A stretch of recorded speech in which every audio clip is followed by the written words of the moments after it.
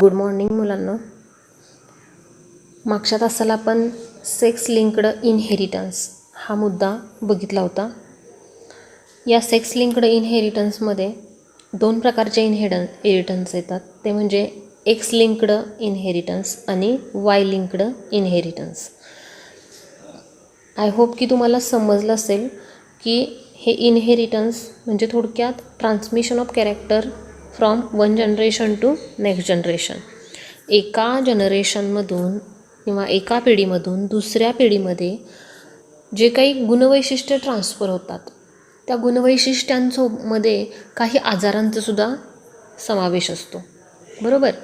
तर असे काही अनुवंशिक आजार आहेत किंवा काही ॲबनॉर्मॅलिटी आहेत की ज्या ॲबनॉर्मॅलिटी ह्या क्रोमोझोमशी रिलेटेड असतात. त्या ॲबनॉर्मॅलिटी आपण बघत आहोत. त्यामध्ये आता एक्स लिंक्ड इनहेरिटन्स आहेत आणि काही वाय लिंक्ड इनहेरिटन्स आहेत. त्यामध्ये आपण हा मुद्दा बघितला आहे, फक्त एक रिव्हिजन वजा मी सांगते तुम्हाला की एक्स लिंक्ड इनहेरिटन्समध्ये आपण कुठला ॲबनॉर्मॅलिटी बघितली. त्यामध्ये कलर ब्लाइंडनेस बघितला, बरोबर, रंगांधळेपणा.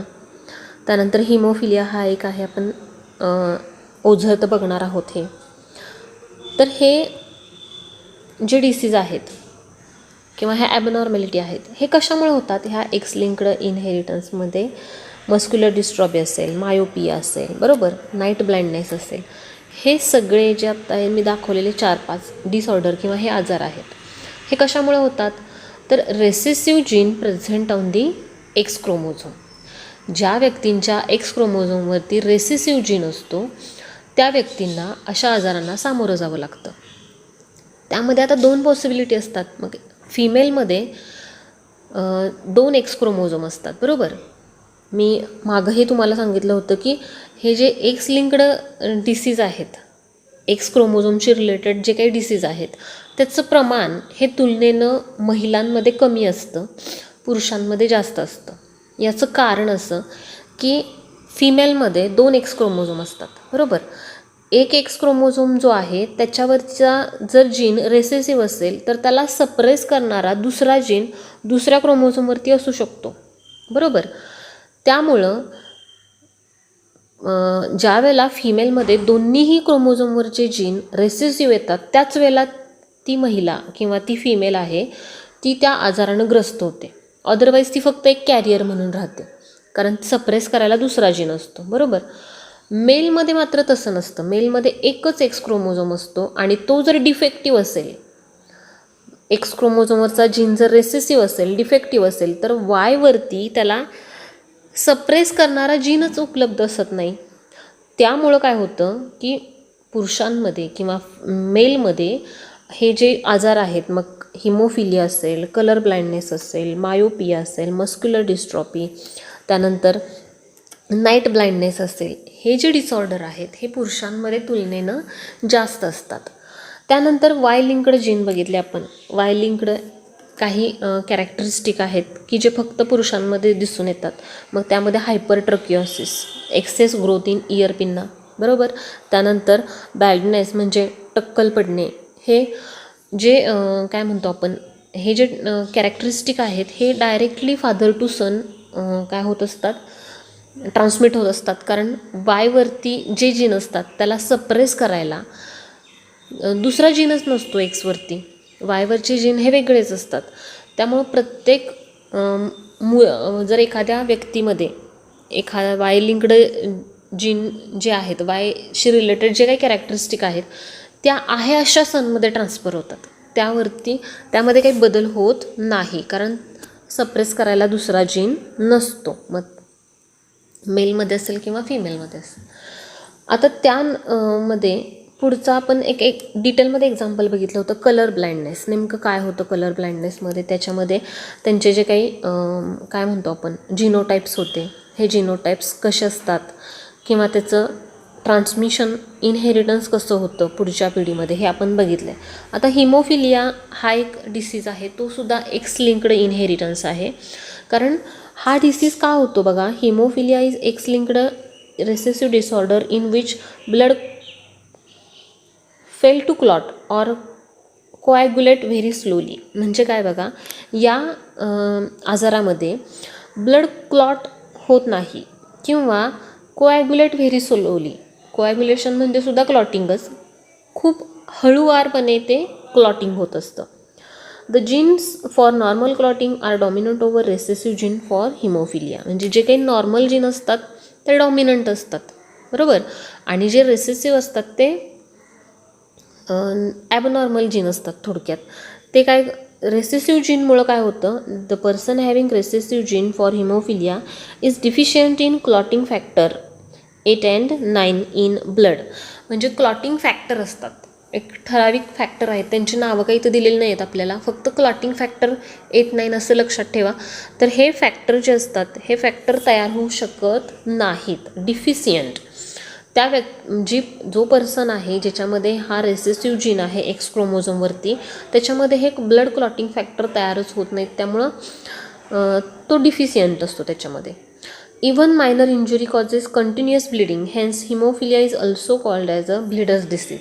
म्हणजे एकदम मायनर इंजुरी असली तरीसुद्धा रक्तस्राव जास्त होतो अशा व्यक्तींमध्ये आणि तो रक्तस्राव पटकन थांबत नाही. तर अशा व्यक्तींमध्ये रक्तस्राव फार होतो म्हणून त्याला ब्लिडर्स डिसीज असं सुद्धा म्हणतात. हिमोफिलियाचं दुसरं नाव आहे ब्लिडर्स डिसीज. ऑब्जेक्टिव्हला कधीतरी विचारलं जाऊ शकतं.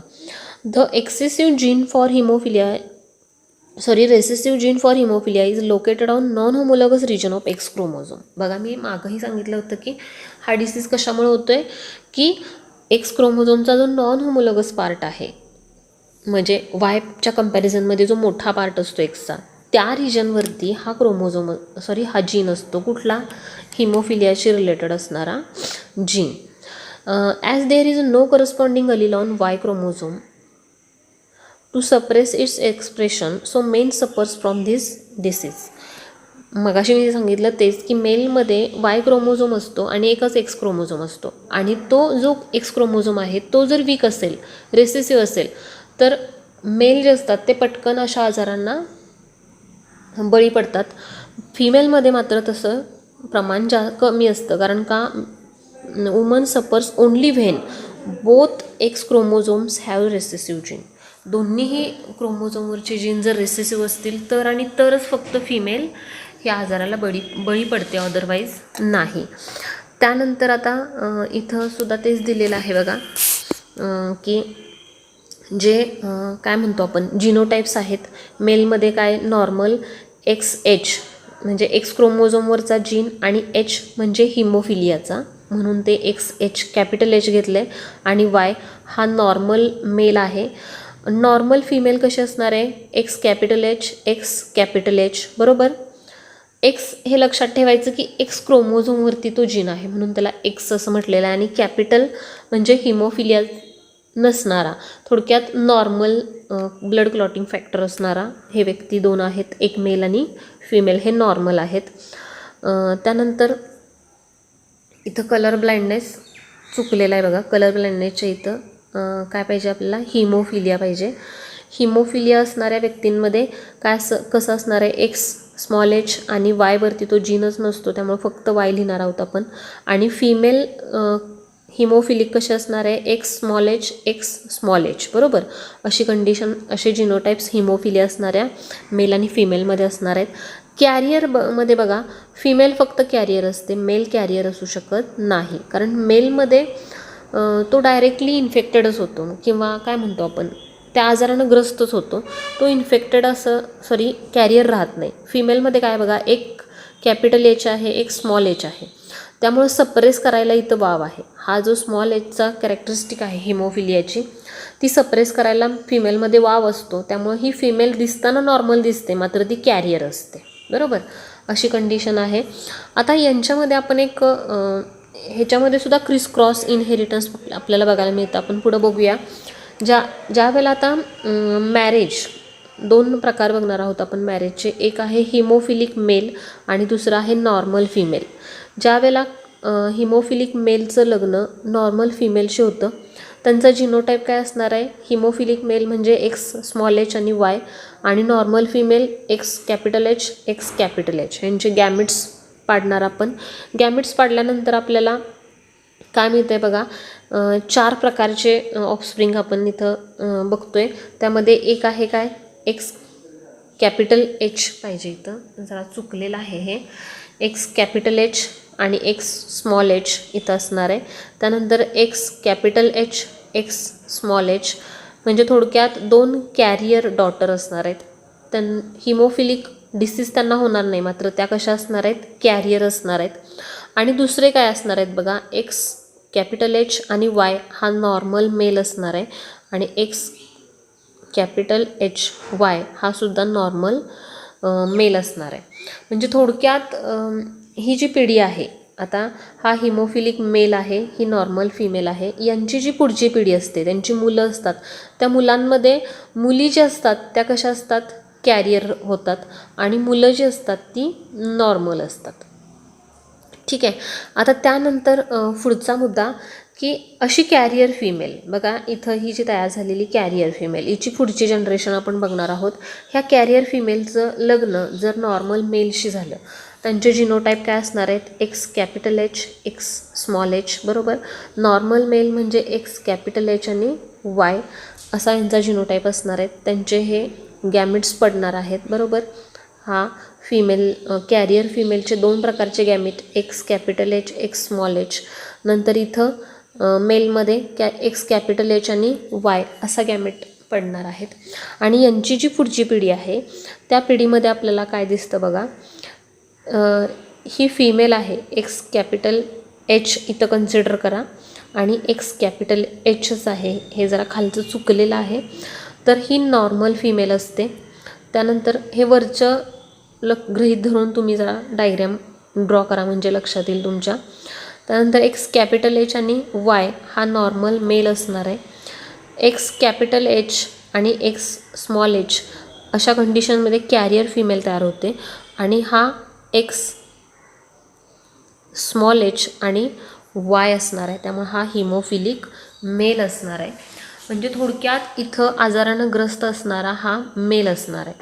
ट्रान्समिशन कसं झालं लक्षात येते का बघा, ही थोडक्यात आजोबांची पिढी असं लक्षात घ्यायचं. हिमोफिलिक मेल हे आजोबा आहेत, ते त्यांच्या मुलीला त्यांनी हा जीन ट्रान्सफर केला.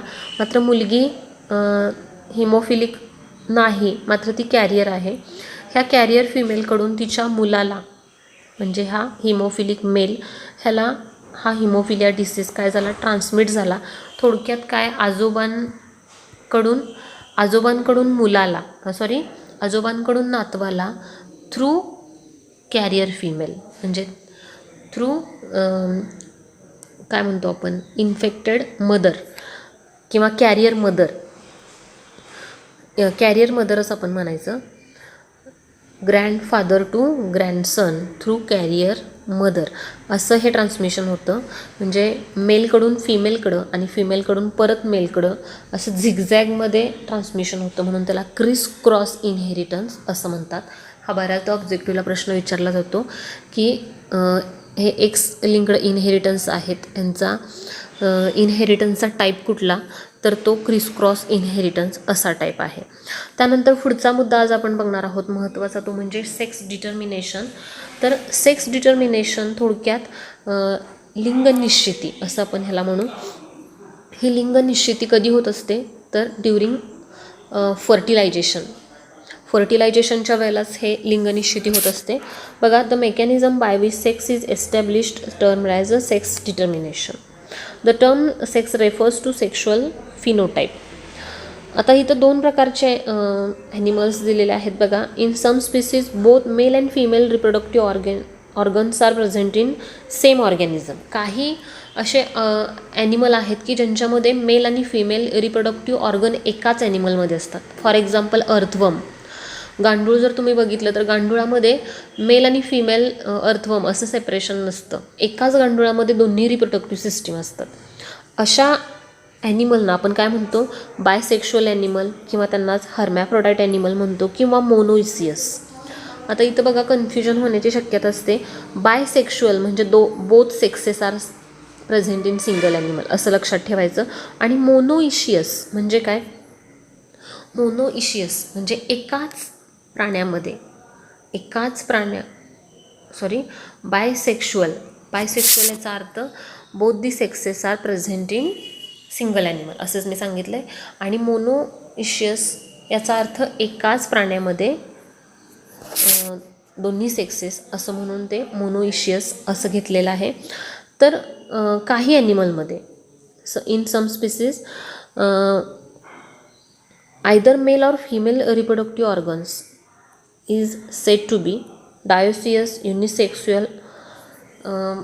ज्या वेळेला मेल आणि फिमेल असं सेपरेशन असतं, एका ॲनिमलमध्ये एकच सेक्स ऑर्गन असतो, म्हणजे मेल असेल तर मेल रिप्रोडक्टिव्ह सिस्टीम असते, फिमेल असेल तर फिमेल रिप्रोडक्टिव्ह सिस्टीम असते, अशा ॲनिमलना आपण काय म्हणतो, डायोशियस किंवा युनिसेक्शुअल.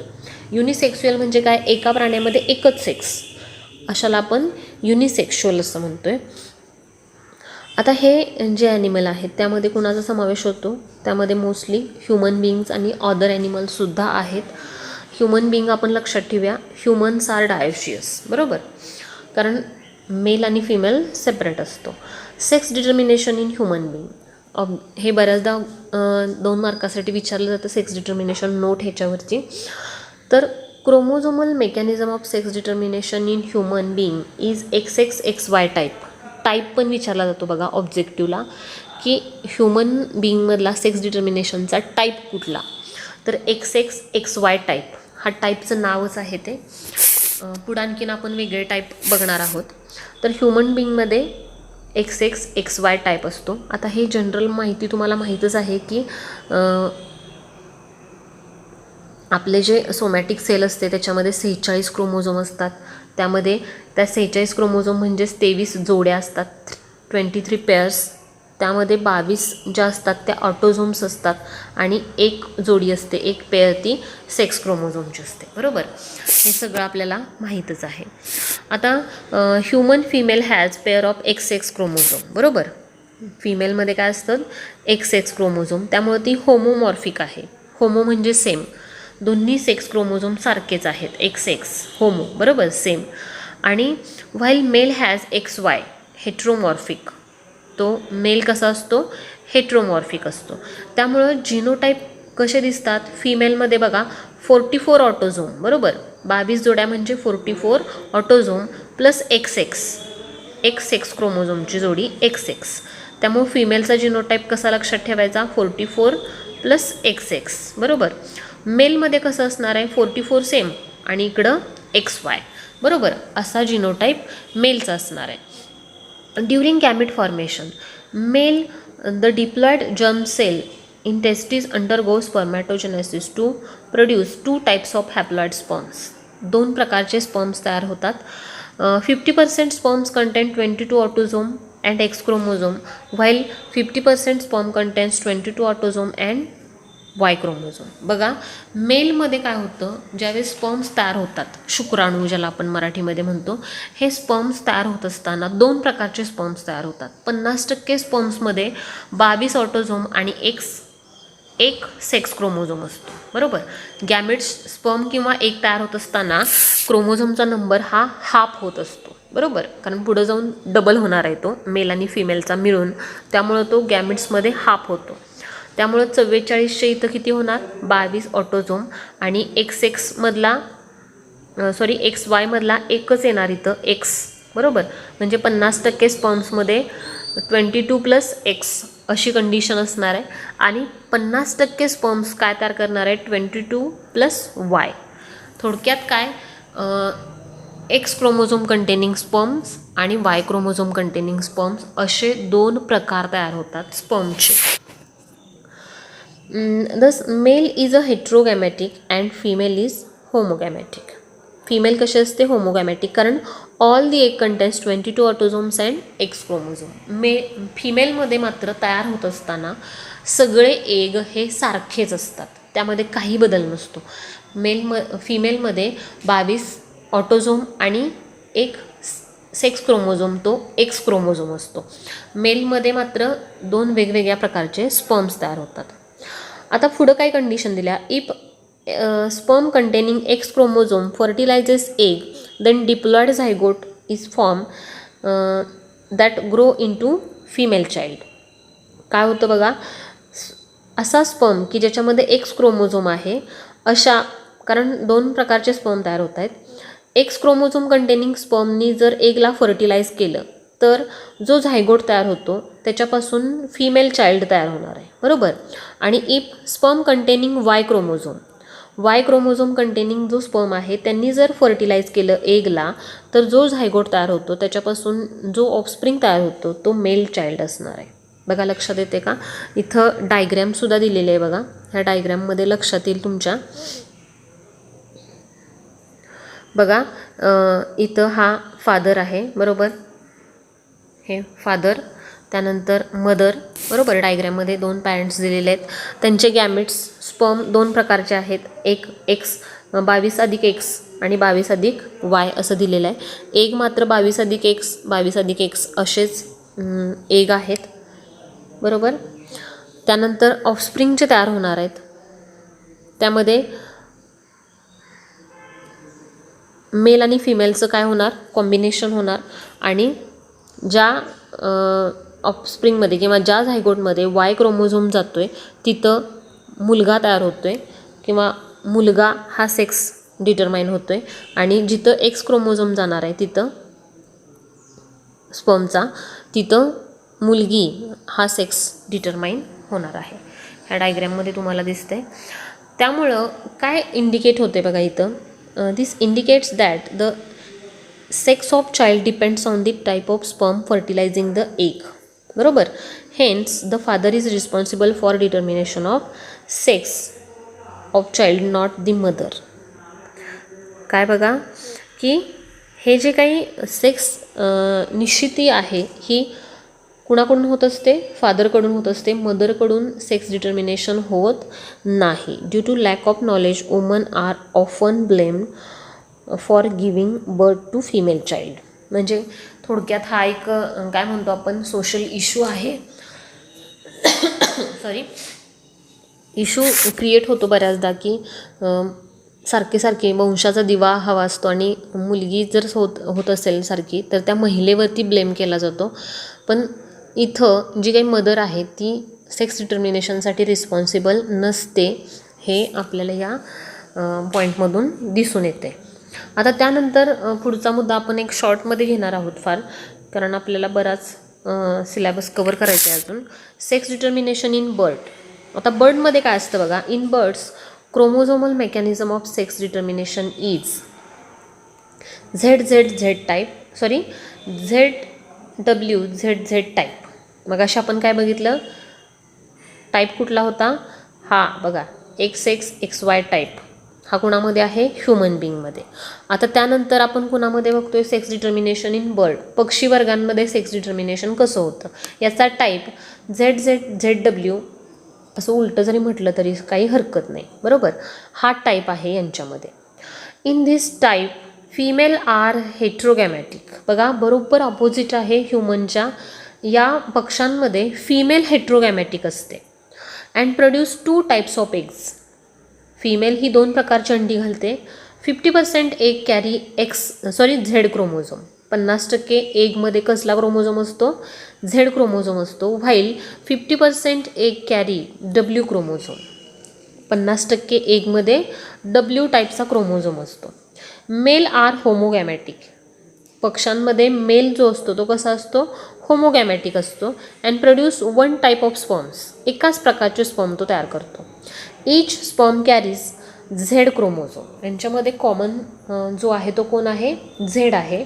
आणि फिमेलमध्ये डब्ल्यू हा वेगळा असतो. जसं ह्युमन बिंगमध्ये मेलमध्ये वाय वेगळा आहे, तसं पक्ष्यांमध्ये डब्ल्यू हा फिमेलमध्ये असतो आणि तो वेगळा आहे.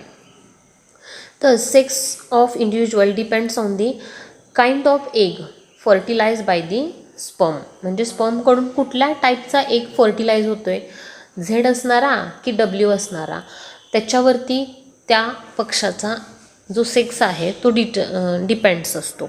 आता इथं चार्टमध्ये दिसतंय बघा, मेल बर्ड आहे आणि फिमेल बर्ड आहे, बरोबर. आता ह्याच्यामध्ये ए म्हणजे ऑटोझोम आहेत थोडक्यात त्यांचे. आणि सेक्स क्रोमोझोमची जोडी मेलमध्ये दोन्ही पण काय असणार आहेत, ZZ असणार आहेत. फिमेलमध्ये ए म्हणजे ऑटोझोम असणार आहेत आणि फिमेलमध्ये दोन प्रकारचे गॅमेट्स आहेत झेड आणि डब्ल्यू, म्हणजे दोन प्रकारचे एक तयार होतात, एक डब्ल्यू असणारा दुसरा झेड असणारा, असे दोन एक तयार होतात. यांच्या कॉम्बिनेशनमधून भविष्यकाळामध्ये काय होत असतं, सेक्स डिटरमाइन होत असतं. झेड डब्ल्यू आलं की फिमेल म्हणायचं, झेड झेड आलं की मेल म्हणायचं, बरोबर.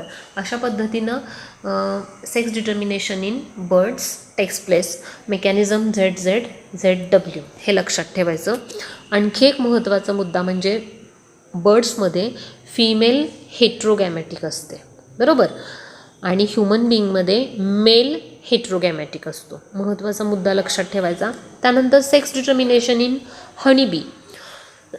कीटकांमध्ये किंवा काय म्हणतो आपण मधमाशीमध्ये सेक्स डिटर्मिनेशन कुठल्या टाईपनी होतं, तर हा एक वेगळाच मेकॅनिझम आहे.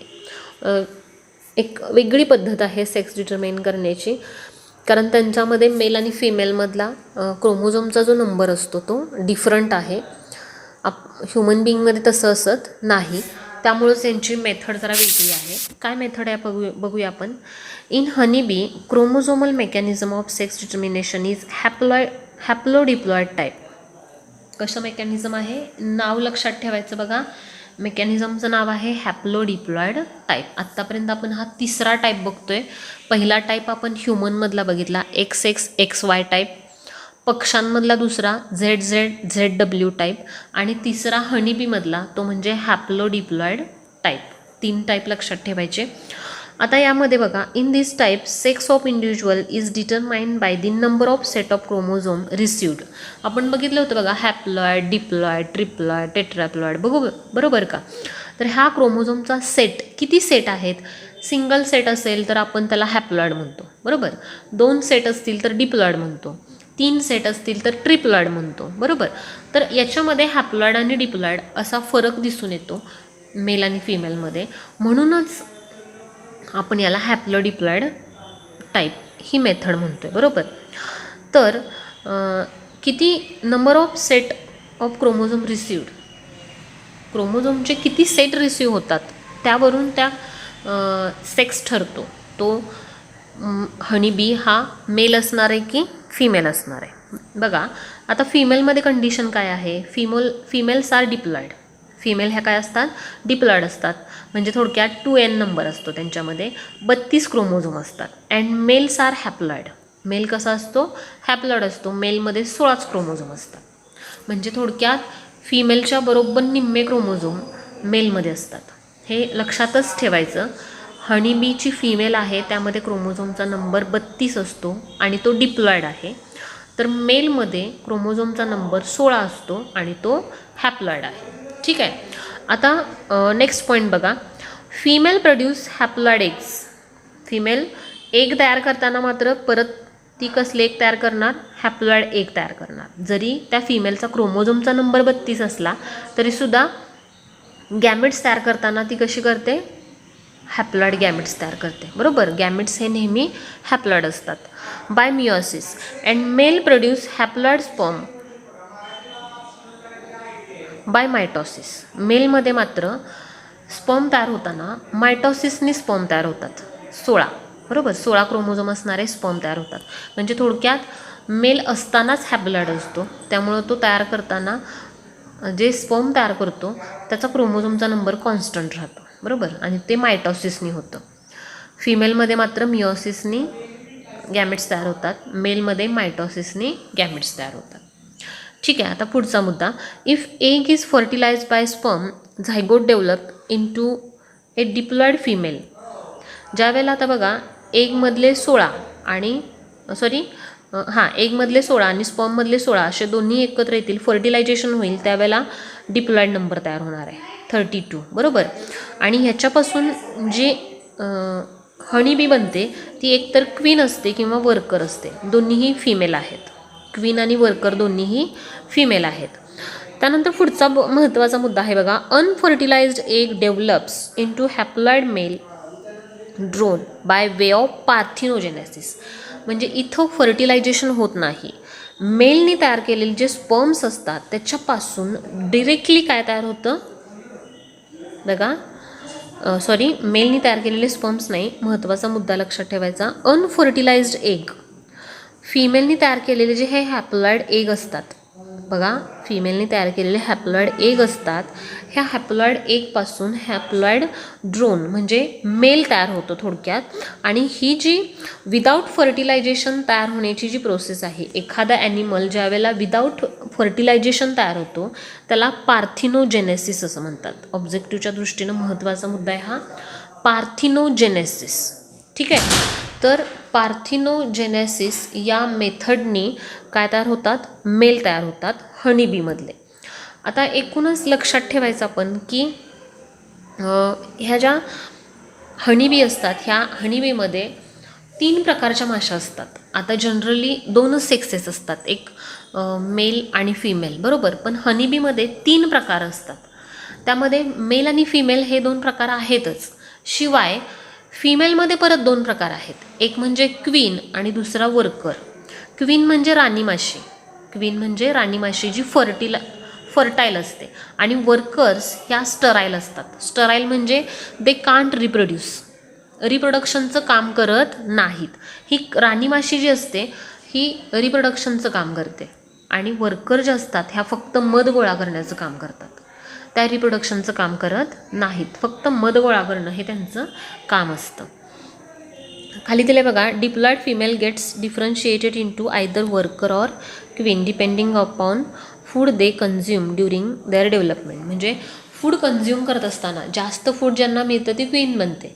आणि त्या फूड कंटेंटमध्ये सुद्धा बदल असतो. ज्या टाईपचं फूड मिळतं त्या पद्धतीनं क्वीन किंवा वर्कर्स तयार होतात. Diploid larvae which get royal jelly as a food develops into queen. इथं दिलं आहे बघा, रॉयल जेली ज्या लार्व्याला मिळते त्याच्यापासून क्वीन तयार होते. ती फिमेल फर्टाईल असते, क्वीन ही फर्टाईल असते म्हणजे रिप्रोडक्शन करते.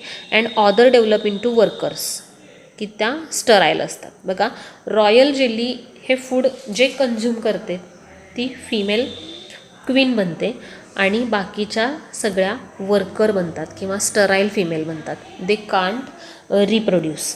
लक्षात आलं. तर इथं आपण सेक्स डिटर्मिनेशन इन हनीबी हा मुद्दा बघितलेला आहे.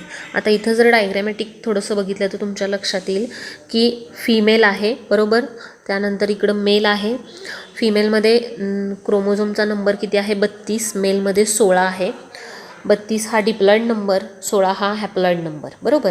आता फिमेलमध्ये मिओसिस होतं, मेलमध्ये मायटॉसिस होतं. त्यानंतर फिमेलमध्ये मिओसिसने काय होतात, गॅमेट्स तयार होतात. एक 16चा दुसरा एक 16चा, असे 2 गॅमेट्स तयार झालेले दाखवलेत. त्यानंतर मेलमध्ये मात्र मायटॉसिसनी गॅमेट्स तयार होतं आणि ते हॅप्लॉइडच असतं. आता इथं महत्त्वाचा मुद्दा म्हणजे बघा की फिमेलमधलं एग, बरोबर, फिमेलमधला हा एग आणि मेलचा जो स्पर्म आहे त्यांच्यामधून ही डिप्लॉइड फिमेल तयार होते. आणि इथं विदाऊट फर्टिलायझेशन हा जो आहे इथं फिमेलनी फिमेलचं हे जे एग आहे ह्याच्यामध्ये विदाऊट फर्टिलायझेशन खाली काय तयार होतो आहे, मेल तयार होतो आहे. मग इथं थोडक्यात हॅप्लॉइड आणि डिप्लॉइड असा फरक आहे मेल आणि फिमेलमध्ये आणि त्याचाच इफेक्ट सेक्स डिटर्मिनेशनवरती होतो. हे आपल्याला इथं सांगायचं आहे. थोडक्यात sex determination in honey bee ह्याचा टाईप आहे हॅप्लो डिप्लॉइड टाईप. या पद्धतीनं इथं सेक्स डिटर्मिनेशन होतं. आता पुढचा जो मुद्दा आहे तो म्हणजे जेनेटिक डिसऑर्डर्स.